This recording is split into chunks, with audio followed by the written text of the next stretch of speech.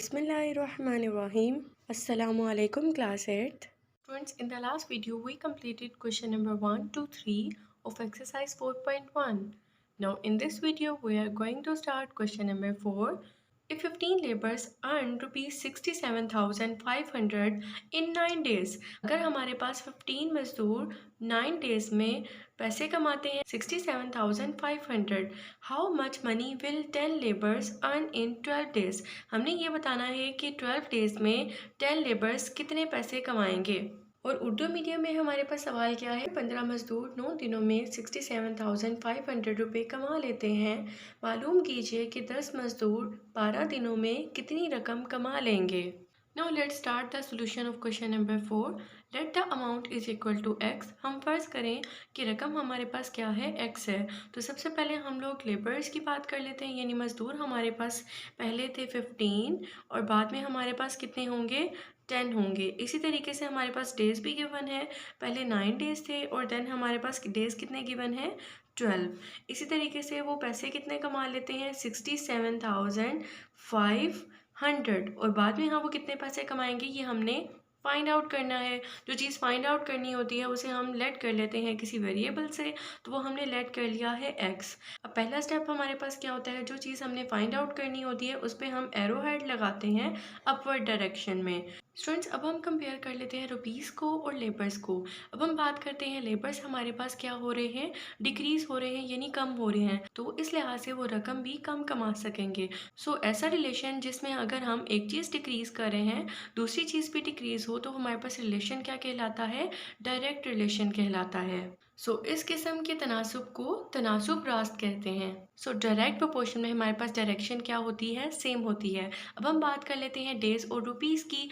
सो अगर हमारे पास days increase हो रहे हैं तो प्राइस भी इंक्रीज़ होगी। सो ये भी रिलेशन हमारे पास क्या होगा, डायरेक्ट रिलेशन होगा और इसका एरो हेड भी क्या होगा, अपवर्ड डायरेक्शन में होगा।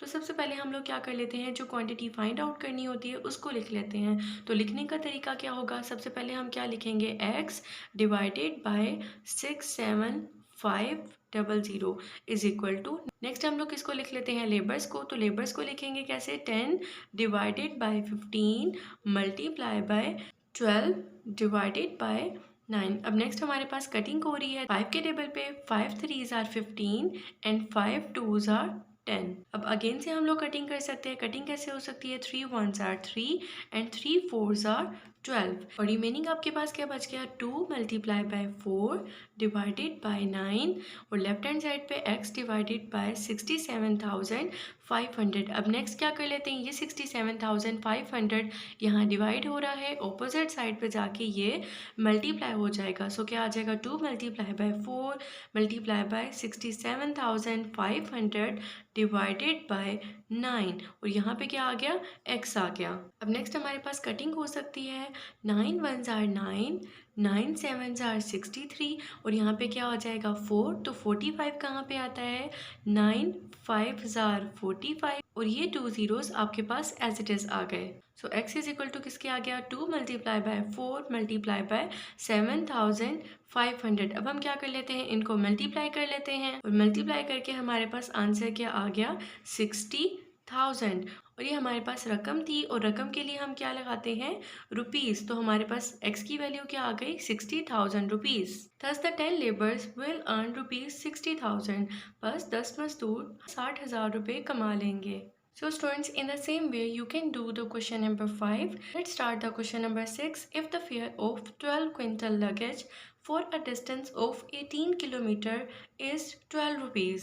अगर हमारे पास 12 क्विंटल लगेज का किराया 18 किलोमीटर डिस्टेंस के लिहाज से 12 रुपीज़ है, how much fare will be charge for our luggage of 9 quintals for our distance of 20 kilometre.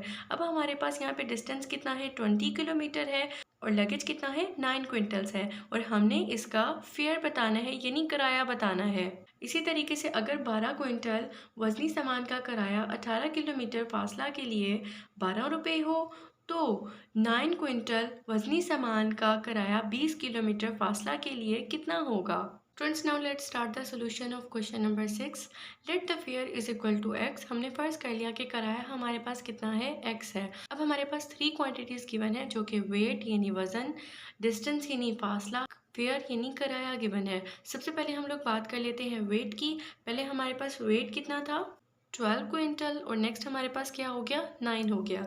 इसी तरीके से डिस्टेंस हमारे पास कितना गिवन था, पहले 18, फिर डिस्टेंस हमारे पास 18 के बजाय कितना हो गया, 20 हो गया। अब किराए की बात कर लेते हैं, फेयर की बात कर लेते हैं। तो पहले हमारे पास फेयर कितना था, 12, और इसके बाद हमने क्या करना है, फेयर फाइंड आउट करना है। तो हमने क्या लेट कर लिया है, x। अब नेक्स्ट हम लोग इन क्वांटिटीज़ को कंपेयर कर लेते हैं। तो सबसे पहले हम लोग कंपेयर कर लेते हैं वेट और फेयर को। अब हमारे पास वेट क्या है, कम हो रहा है, डिक्रीज़ हो रहा है, तो हमारे पास फेयर भी क्या होगा, डिक्रीज़ होगा। सो हमारे पास इन दोनों क्वांटिटीज़ के दरमियान रिलेशन क्या होगा, डायरेक्ट प्रोपोर्शन का। तो इनके एरो हेड क्या आ गए, सेम आ गए। अब हम बात करते हैं डिस्टेंस और फेयर की। अब डिस्टेंस हमारे पास क्या हो रहा है, इंक्रीज़ हो रहा है, तो फेयर भी हमारे पास इंक्रीज़ होगा। यानी जितना ज़्यादा हम सफ़र करेंगे हमें किराया भी उतना देना होगा।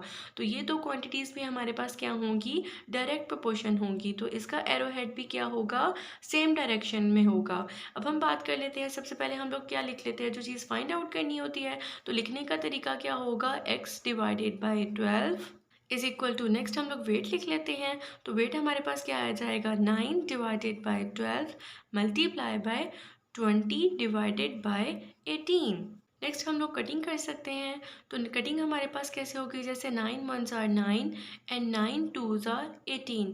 अब अगेन से कटिंग हो सकती है, 2 1s are 2 and 2 1s are 2, 0 as it is. अब आपके पास क्या बच गया, 10 डिवाइडेड बाय 12 रिमेनिंग आ गया, और x डिवाइडेड बाय 12 आ गया। अब हम क्या कर लेते हैं, इस 12 को ऑपोजिट साइड पे ले जाते हैं। तो क्या आ जाएगा, x is equal to 10 multiply by 12 divided by 12 आ गया।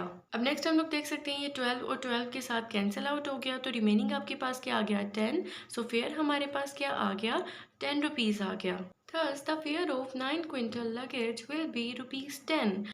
बस 9 क्विंटल वजनी सामान का किराया 10 रुपये होगा। And in the same way, you can do the question number 7. In the next video, we will do question number 8, 9 and 10. That's all for today. Allah Hafiz.